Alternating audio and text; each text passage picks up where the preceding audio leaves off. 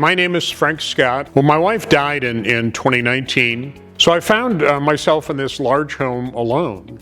I finally decided, okay, it's really probably time to make a decision. I was looking for a one-level kind of a home. Denise and I had talked about things and, worked together in the past, and I found that her company, Downsize Allies, was essentially a solution for my issues. Because what I found was that from beginning to end, somebody was a project manager. Somebody found people to do things I didn't know how to do. I didn't know how to match siding that needed to be changed.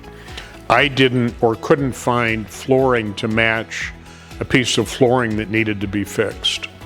And since these were jobs that, if they were individually done, it would be very difficult in this time to do it. But I found myself working with Downsize Allies because they could do everything.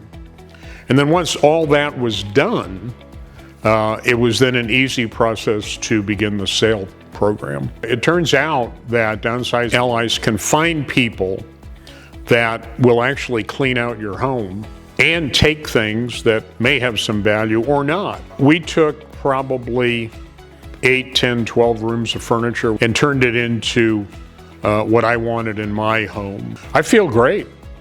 I think the whole process went far better than I expected.